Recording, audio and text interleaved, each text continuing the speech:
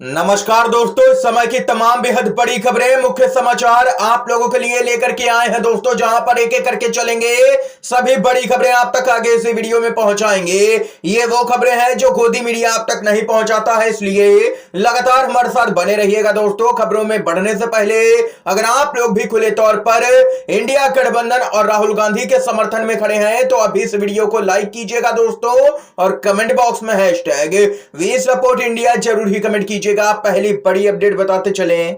बड़ी खबर आ रही है दोस्तों, कब होंगे लोकसभा का चुनाव। चुनाव आयोग आज कर सकता है तारीखों का ऐलान। सूत्रों से बड़ी जानकारी सामने निकल के आ रही है। चुनाव आयोग आज लोकसभा चुनाव के लिए तारीखों का ऐलान कर सकता है। इसके साथ ही देश में चुनावी आदर्श आचार संहिता लागू हो जाएगी। राजनीतिक दलों को कई तरह के प्रतिबंधों का पालन करना पड़ेगा। सूत्रों से मिल रही जानकारी के मुताबिक जम्मू कश्मीर में लोकसभा और विधानसभा चुनाव एक साथ कराए जा सकते हैं। मुख्य चुनाव आयुक्त राजीव कुमार ने कहा है कि इस पर जल्द ही फैसला लिया जाएगा। इसके साथ ही दोस्तों बड़ी अपडेट सामने निकल के आ रही है। हरियाणा के नए मुख्यमंत्री नायाब सिंह सैनी की मुश्किलें बढ़ी हैं। जी हां दोस्तों, उनके मुख्यमंत्री पद की शपथ लेते ही चुनौती दे दी गई है पूरे मामले को। पंजाब हरियाणा हाई कोर्ट में नायाब सिंह सैनी की अपॉइंटमेंट को चैलेंज किया गया है हाई कोर्ट के अंदर। और वहीं दोस्तों, अपने पहले ही भाषण में नायाब सिंह सैनी ने जबरदस्त तरीके से फजीहत करा ली है, वो भी विधानसभा के अंदर। मनोहर लाल खट्टर ने जिस तरीके से हरियाणा के लोगों की समस्या को बढ़ाया है, हम इसे और मजबूती से आगे बढ़ाएंगे। नायाब सिंह सैनी हरियाणा के नए मुख्यमंत्री ने विधानसभा में ये बात यहां पर कही है, जिसके बाद उनकी जबरदस्त तरीके से दोस्तों हो रही है फजीहत। और वहीं एक और बड़ी खबर आप लोगों को बताते चलें।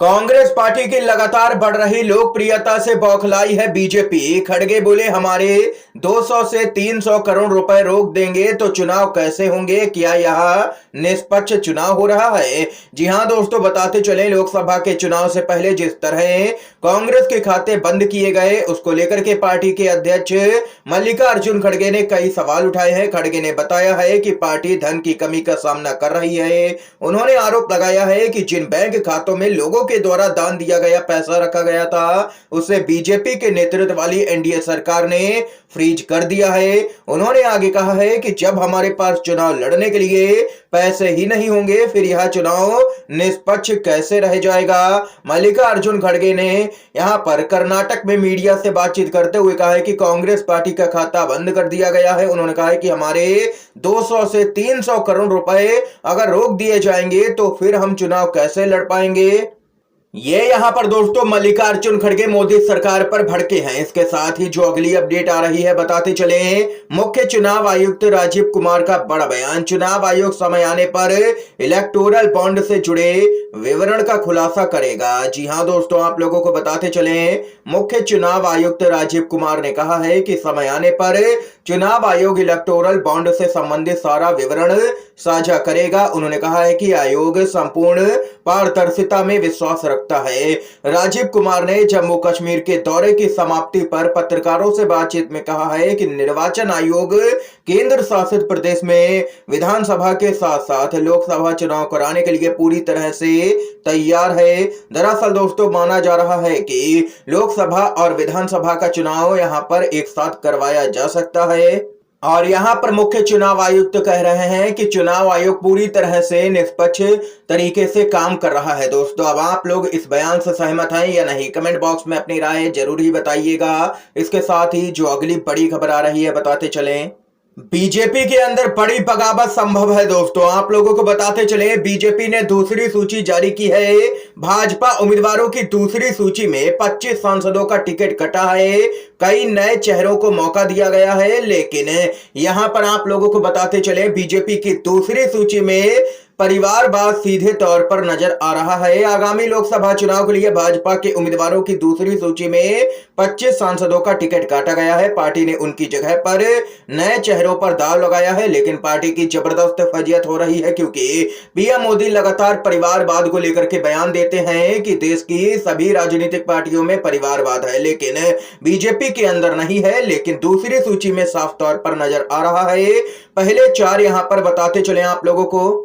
पूर्व मुख्यमंत्रियों के बेटे हैं प्रेम धूमल के बेटे अनुराग ठाकुर, महाराजा राव बीरेंद्र सिंह के बेटे राव इंद्रजीत सिंह यादव और वहीं एसआर बोम्मई के बेटे बसवराज बोम्मई, बीएस येदियुरप्पा के बेटे बीवाई राघवेंद्र और इतना ही नहीं, वेद प्रकाश गोयल के बेटे पीयूष गोयल, रवि सुब्रमण्य के भतीजे तेजस्वी सूर्या, गोपीनाथ मुंडे की बेटी पंकजा मुंडे, वीके मल्होत्रा के बेटे हर्ष मल्होत्रा और इतना ही नहीं, ये लिस्ट काफी लंबी है। दूसरी ही सूची में यहाँ पर परिवारवाद सीधे तौर पर नजर आ रहा है दोस्तों बीजेपी के अंदर।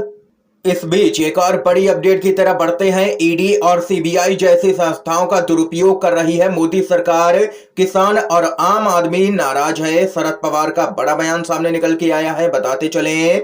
राष्ट्रवादी कांग्रेस पार्टी शरद चंद्र पवार के अध्यक्ष शरद पवार ने कहा है कि केंद्र सरकार की नीतियों और बेरोजगारी के कारण किसान तथा आम लोग खुश नहीं है, जिसके परिणाम स्वरूप भारतीय जनता पार्टी को इसकी कीमत चुकानी पड़ेगी। महाराष्ट्र के नासिक में एक संवाददाता सम्मेलन को संबोधित करते हुए उन्होंने यह भी कहा है कि राज्य में लोगों का झुकाव महाविकास आघाड़ी गठबंधन के प्रति अधिक दिखाई दे रहा है। उन्होंने कहा है कि किसान वर्तमान शासकों से खुश नहीं है।